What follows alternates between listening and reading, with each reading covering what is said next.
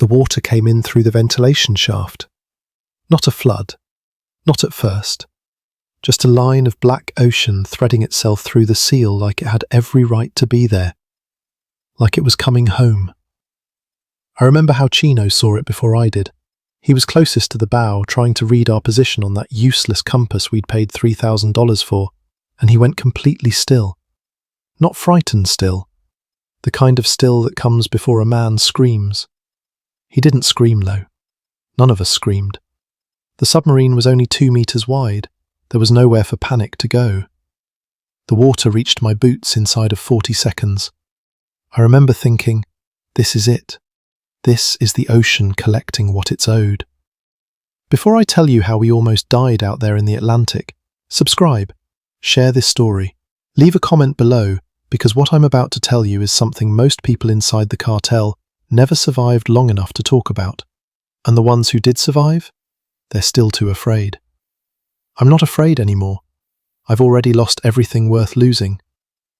My name is Rodrigo Julian Ospinas, but out there, in those years, nobody called me that. They called me Mono. It means monkey, because when I climbed I was fast, and because when I was afraid, I didn't show it. I learned that trick early. In Colombia, showing fear is the same as handing someone a knife. I was born Rodrigo Julian Ospinas in the Comunas above Medellin in 1974. My mother washed other people's clothes for money. My father worked at a textile factory until the factory closed, and then he worked as a mechanic, which is a full-time occupation in a place like that. We ate. Not well, but we ate. I want to say that first because I've heard people explain men like me as products of starvation, and it's too simple. I wasn't starving. I was watching. From up there in the hills, you could see the whole city laid out below you, the buildings, the avenues, the lights. And I understood very young that the city had been arranged so that people like us would look down at it, but never quite reach it. By the time I was 12, Pablo Escobar was the most famous man in Colombia, maybe the most famous man in the world. We didn't have a television, but we had a radio, and his name came through that radio like weather, constant, ominous, unavoidable. Some people in the barrio talked about him the way you talk about God, something enormous and distant that governed the conditions of your life, whether you believed in it or not. I didn't worship him, I want to be honest about that, but I understood him. He was from Antioquia. He was from poverty the way I was from poverty. The difference between Pablo Escobar and my father was not intelligence, it was not morality. It was a single decision made early to stop accepting the arrangement. I made that decision at 19 years old, standing in the rain outside a recruiting office for the Colombian army, and I turned around and walked the other direction. 2 weeks later, a man named Carlitos found me. Carlitos worked logistics for what we called at the time a transportation cooperative. He was 30-something, clean clothes, imported shoes, a watch that caught the light when he moved his wrist. He bought me lunch at a restaurant I'd never been inside before. Real beef, cold Coca-Cola in a glass bottle. And he talked to me, Rodrigo Julian Ospinas, a nobody from the hills, like I was capable of complicated things. He wasn't recruiting me into trafficking. Not directly. Not that first afternoon. He was recruiting me into a category of possibility I hadn't been offered before. The details came later, slowly, across several months, while I drove boxes between Medellin and Buenaventura and learned not to ask what was inside them. By 22, I knew exactly what was inside them. By 23, I knew I was already too deep to climb back out. The submarine was not what I expected. I had driven out from Buenaventura along a dirt road that stopped being a road after 40 minutes and became a suggestion. A man on a motorbike led me through secondary jungle to a clearing, and inside that clearing, disguised so thoroughly under camouflage netting and draped palms that from 20 meters away it looked like ground, was a shed. Inside the shed was a machine, 30 meters long, low-slung, fiberglass over a steel frame, painted the precise grey-green of the Pacific Ocean on an overcast afternoon. It had a periscope-style ventilation tube and a diesel engine stripped from a fishing trawler. It sat on wooden blocks like a beached whale that had decided to be patient. Later, I would learn that vessels like this one what the DEA and the Coast Guard would eventually call narco submarines, or semi-submersibles, first appeared in the mid-1990s, built by cartel engineers operating out of remote Pacific coastal areas near Tumaco and Buenaventura. The early ones were crude, barely more than a metal tube with an engine, but they worked, and in this business, working is everything. The engineers who built it were not narcos. That's the part that never made it into the newspapers. They were mechanics, electricians. 2 of them had university training, one in naval engineering, one in mechanical systems. Recruited from legitimate jobs the way all specialized labor is recruited, with money that legitimate employers couldn't match. The lead engineer was a man from Cali that everyone called El Ingeniero. I never learned his real name. He spoke about catastrophically dangerous things in a completely calm voice. He showed me the oxygen recycling system, a series of chemical filters that could, in theory, sustain 3 men for up to 72 hours of full submersion, and he described its failure modes the way a dentist describes a root canal. Clinical, inevitable, manageable. I asked him how many of these he'd built. He held up 4 fingers. I asked how many had made it to their destination. He held up 3 fingers. I was quiet for a moment. He said, "Those are better odds than I can offer you on Bogota traffic." I laughed. You laugh at things like that when you are young and believe, somewhere beneath the logic, that you are personally exempt from statistics. I was not supposed to be the pilot. The man who was supposed to pilot it, a former commercial fisherman from Buenaventura who had 24 Pacific crossings behind him, had broken his collarbone in a car accident 3 weeks before departure. Or that's what I was told. I have spent years wondering whether the accident was real, or whether it was the universe trying to communicate something important that I chose not to hear. A supervisor I knew only as El 20, because of a scar across his jaw that looked like stitching, came to my apartment in Buenaventura at 11 o'clock on a Thursday night. He sat at my kitchen table and put a photograph of the submarine on the table between us, and then he put a stack of American dollars next to the photograph. The number was $200,000. Payable in 3 parts, before, during, and upon successful delivery. The mission: transport 8 metric tons of refined cocaine from a loading point on the Colombian Pacific coast. The route had changed. The expansion toward Europe had changed everything. The Atlantic was opening. Northwest through the Caribbean, then northeast across the Atlantic, handoff to a European distribution cell off the coast of Spain or Portugal. Coordinates to be confirmed. Total distance, approximately 7,000 nautical miles. Duration, estimated 16 to 21 days. Crew, 3 men. Me, Rodrigo Julian Ospinas, as navigator and primary helm. Chino, a mechanic who knew every system on board. And a young man named Freddie, 19 years old, nephew of someone important, whose job was to monitor communications and manage the cargo. I looked at the photograph. I looked at the money. I thought about my mother in the hills above Medellin, washing other people's clothes. I said yes. I have asked myself 10,000 times since then what I would do differently if I could sit again at that table. The answer is always the same, and always useless. They gave us 11 days of what they called training. This is generous. What it actually was, 11 days of Chino explaining the engine while we took notes that we immediately lost.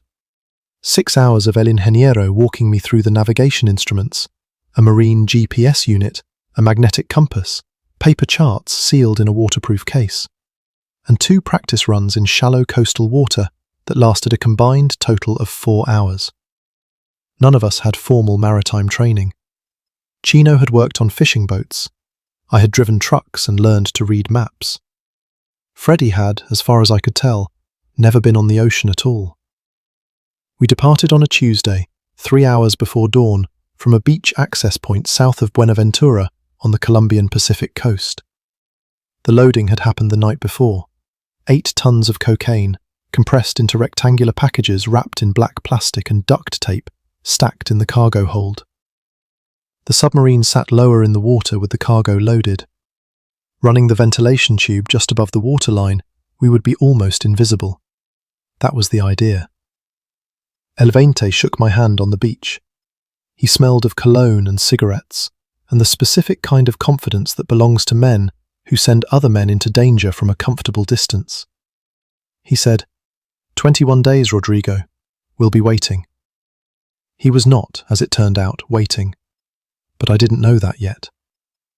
We submerged into the Pacific Ocean at 4:47 in the morning. The hatch sealed. The ambient light from outside disappeared. The three of us looked at each other in the amber glow of the instrument panels. Freddie crossed himself. Chino said, "Let's go make some money." I engaged the engine. We moved forward. Behind us, the Pacific coast of Colombia slid away into darkness. I want to tell you what it is like to live inside a narco submarine for the first 72 hours, while everything is still functioning and no one has been sick, and you still believe the plan will work. It is like being inside a living thing's stomach. The submarine was 2 meters wide. You could not stand upright except for a single section near the center, where they had cut the interior height to 2.2 meters. Everything else required you to sit, crouch, or lie down. The 3 sleeping areas were hammocks stretched between steel frames, close enough that if Chino turned over in his sleep, his elbow found my ribs. The smell. Diesel fuel is not merely a smell, it is a presence. It coats the back of your throat. It lives in your hair. After 6 hours, you stop noticing it consciously, which is worse, because it means your body has accepted it as normal. By the 3rd day, all 3 of us had headaches that lived behind the eyes like something alive. We ran mostly shallow, the ventilation tube above the waterline, the hull just below the surface. Full submersion burned too much battery power. We showed almost nothing on radar. That was our best protection. We were on schedule. For the first 5 days I was on schedule and almost believed I was going to be okay. The port battery bank began failing on the morning of the 7th day. Chino found it first. A drop in voltage that shouldn't have been there. A chemical smell from the battery housing that was different from the baseline diesel smell. Sharper. Wrong. He spent 40 minutes in the battery compartment with his arms above his head and his face 6 inches from the battery terminals before he came to find me. He said it the way Chino always said bad things. Quietly. Almost gently. Like a minor scheduling change. We have maybe 70% capacity on the port side. Could drop further. The batteries were critical not for propulsion. The diesel engine handled that. But for the instruments, the lights, the oxygen recycling system, and the radio. Losing them completely was not a survivable scenario. We adjusted. We ran the engine longer to keep the batteries charged. This burned more fuel, which meant less reserve, which meant less flexibility when the next problem arrived. In engineering, in medicine, in life, one problem is always the father of the next one. Freddie asked that night how we were doing. He was sitting in his hammock eating crackers and tinned fish, watching me plot the adjusted course. I told him we were fine. He was 19. He was someone's nephew. I did not tell him about the batteries. Sweat on his forehead, breathing, shallow and rapid. On the 10th day, Freddie became sick. It started as seasickness, unremarkable in a semi-submersible moving through open Atlantic swells. The motion is not the side-to-side rocking of a surface boat. It is a slow, rotating pressure, like being inside something that is breathing. We had all vomited in the first days, but Freddie kept vomiting on the 10th day, and the 11th. His fever reached 39.8 degrees. His eyes were not focusing properly. He kept asking me what time it was, even when I had just told him. I think now it was a combination of things. The diesel fume exposure, dehydration, a gastrointestinal infection from the canned food, or the water, or the sealed air itself. We had a small medical kit, paracetamol, antibiotics, rehydration salts, and I gave him everything that seemed appropriate. Chino said nothing for 2 days. Then on the evening of the 12th day, when Freddie was asleep and his breathing had become audible from anywhere in the submarine, Chino sat beside me at the navigation table and said, very quietly, "If he dies in here, Rodrigo, what do we do?" I did not answer. I had been asking myself the same question for 48 hours and had not arrived at anything I was willing to say out loud. By the 12th day, the submarine smelled like diesel and vomit and 3 men who hadn't showered in nearly 2 weeks. None of us were sleeping anymore. Every wave sounded like the ocean trying to crush the hull. The first rendezvous was scheduled for day 9, a support boat carrying fuel, fresh water and food. We arrived at the coordinates at 1400 hours. We surfaced to periscope depth. Chino extended the antenna mast. There was nothing there. We held position for 6 hours. The protocol said 6 hours. Then we proceeded to the backup coordinates. 3 days further along our route. Nothing there either. I spent a long time on the radio trying to raise El 20 on the encrypted channel. Static. Partial transmissions that resolved into nothing. A fragment of a voice, once, that might have been Spanish and might have been Portuguese, and then silence. Later, in a prison cell in Spain, I would learn what had happened. The support network had been compromised by a joint DEA and Spanish Guardia Civil intelligence operation. Several logistics coordinators arrested simultaneously in Cartagena and Cali. El 20 had not been arrested, he had simply disappeared, which in Colombia means either prison or burial, and the distinction often takes years to establish. The men who had sent me across the Atlantic had been dismantled while I was at sea. We were in the middle of the Atlantic Ocean. No contacts. A sick crew member. Failing batteries. 8 tons of cocaine. I looked at Chino. He looked at me. What do we do, Mono? We keep going. Chino disagreed. This was the kind of argument that happens between men who are tired and afraid and have been breathing each other's air for 13 days inside a space the size of a large truck. Everything underneath the surface argument came out. Chino wanted to abort. Surface, transmit a distress signal, accept the consequences. He said, Freddy is dying in there, the batteries are failing, we have no contacts. What destination are we even piloting toward, Rodrigo? He said it, not with anger. Worse than anger. Precise. Logical. The voice of a man presenting mathematical results without mercy. I said we could still reach the Spanish coast. Galicia. The cartel has connections everywhere. He said, What connections? The connections are gone. You just told me the connections are gone. From his hammock, barely conscious, Freddy said, Please stop fighting. We stopped. There are moments in terrible situations where something shifts, not because the situation has improved, but because you've exhausted the fighting energy, and what remains is just raw, practical reality.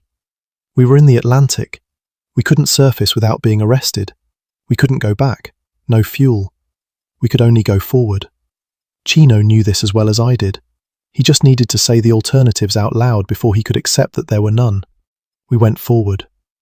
The hull breach happened on day 15. Heavier weather in the eastern Atlantic. Atlantic storms have a different character from Pacific weather. I learned that over 15 days. And the semi-submersible had not been designed for sustained heavy sea operation. A seam separation at a weld point near the bow, no longer than 30 centimetres, admitting water in a thin but continuous stream. Chino assessed it within minutes. 6 to 8 hours before it became unmanageable without repair. He repaired it. I want to be clear about this because Chino does not get enough credit in the version of this story that exists in court documents and DEA reports. He was inside the bow compartment with marine epoxy and strips of fiberglass cloth for 4 hours, working in water up to his knees that kept arriving from the breach he was trying to stop. And he stopped it. Not perfectly, not permanently, but enough. When he came out, his hands were shaking, and he sat on the floor and didn't speak for 20 minutes. I gave him water and crackers and sat beside him without talking. Sometimes that's the only thing available. Freddy's fever had broken the previous night. Weak, barely able to sit upright, but alive. He looked at Chino's shaking hands and said, "Thank you." Chino nodded, ate his crackers. Then, "How far, Rodrigo?" 400 nautical miles. 2, maybe 3 days. He closed his eyes. Okay. I did not know, as we approached the Iberian Peninsula, that we had been tracked for 11 days. The surveillance technology available to American and European authorities by that period was considerably more sophisticated than we understood from inside a semi-submersible with failing navigation equipment and a battery bank running at 60%. The JIATF South, the Joint Interagency Task Force, had developed specific detection methodologies for narco submarines, combining aerial surveillance, satellite imaging, signals intelligence, and coordination between multiple national navies. We were not invisible, we were simply small, and smallness creates a delay, not an exemption. What specifically gave us away, I learned through the prosecution's evidence. A routine aerial patrol by a Spanish maritime surveillance aircraft detected an anomalous surface signature, the ventilation tube, creating a small wake pattern inconsistent with flotsam, approximately 340 nautical miles west of the Galician coast, on day 16 of our transit. The image was analysed. A semi-submersible classification assigned. The Guardia Civil and Spanish Navy alerted. A coordination call made to the DEA liaison in Madrid. By the time I was looking through the periscope at what he thought was open water, 3 Spanish naval vessels were positioned around our projected route. They had our bearing. They had our speed. They were simply waiting. The ocean we were crossing was not empty. It had never been empty. We just couldn't see the walls of the room we were inside. 3 men's faces. Silence. Then, a sound from outside the hull. On day 18, I began to believe we might survive. Not optimism. Arithmetic. Fuel remaining for approximately 36 hours of engine operation. Less than 200 nautical miles from the Galician coast. The hull repair holding. Freddie eating again. Batteries low but stable. At 2 o'clock in the morning on day 19, Chino heard something. He put his hand on my arm, and I stopped and we listened. A thrumming in the water. Low frequency, mechanical. Not a wave. Not our own engine. Another engine. A large one. Freddie looked at me. His face in the amber light was very young and very old at the same time. I surfaced us slowly, ventilation tube up, then the hatch, and I climbed out, and in the darkness over the Atlantic, I saw 3 sets of navigation lights converging on our position from different angles. They had lights pointing at us before I could identify them. Enormous lights, the kind that make you understand in a physiological way, not an intellectual way, that the situation has changed categories.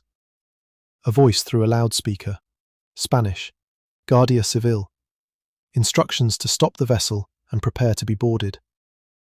I stood on top of the submarine in the North Atlantic at 2 o'clock in the morning, lights in my eyes, and I thought, this is how it ends for Rodrigo Julian Ospinas. I did not run. I did not submerge. I did not give Chino the signal we had. 3 quick taps on the hull that meant destroy the navigation equipment. I put my hands up. Men in tactical gear boarding a submarine. Handcuffs. A cargo hold opened, revealing black wrapped packages. They boarded us in 7 minutes. 6 men from the Servicio de Vigilancia Aduanera in tactical gear, moving efficiently with weapons. A 7th man in plain clothes, the DEA liaison. He did not speak during the boarding. He stood near the stern with a clipboard and watched everything. They took Freddie up first because he was clearly the most physically impaired, barely able to climb the ladder without help. Then Chino. Then me. The cargo was opened and inventoried over the following 4 hours. 8.3 metric tons of cocaine. Street value in European markets, the prosecution would later calculate, of approximately 370 million euros. I sat on the deck of the Spanish naval vessel in handcuffs and watched the sun come up over the Atlantic. A very beautiful sunrise. I remember thinking that this was a strange thing to notice at that moment, and then thinking that perhaps it was exactly the right thing to notice, because it might be one of the last sunrises I would see from outside a window for a very long time. I was right. In the official record, Operation Submarino Fantasma resulted in the seizure of 8.3 tons of cocaine, the arrest of 3 Colombian nationals, and the confiscation of a semi-submersible vessel. The case was cited in subsequent DEA briefings to Congress as evidence of the expanding transatlantic narco submarine trafficking route. I was sentenced to 9 years in a Spanish prison. Chino received 11. Freddie received 6, because of his age and his health at the time of arrest, and because his lawyers argued, truthfully, that he was largely peripheral. I served 7 years and 4 months. I am 51 years old as I record this. I live in a mid-sized city in a country that is not Colombia, doing work that is honest and pays me enough to eat well and sleep without nightmares most nights. Most nights. People sometimes ask me whether I regret it. It's the wrong question. Regret implies there's a calculus. Weigh the gains against the losses, arrive at a number. The problem is that the losses don't stay on one side of the ledger. They spread. They contaminate. The $200,000 I was promised. I received $60,000 before departure, and the rest went with El Veinte into whatever hole he disappeared into. The $60,000 paid for nothing that lasted. My mother died while I was in prison. She died in the hills above Medellin, in the same neighborhood, washing other people's clothes, which she had never stopped doing. I was not there. That is the balance sheet. That is the actual number. The cartel sold us a story. They are very good at stories. You have to understand that about them. The story they sold me, Rodrigo Julian Ospinas, a boy from the comunas who just wanted to reach the city he could see from the hills, was simple. There are the ones who accept the arrangement, and there are the ones who don't. The story left out the submarines. It left out the men who came home in boxes, or didn't come home at all, or came home to prisons. It left out the communities destroyed at the delivery end, the addicts, the violence, the families, because the story never travelled that far. Carlos Leda went to prison.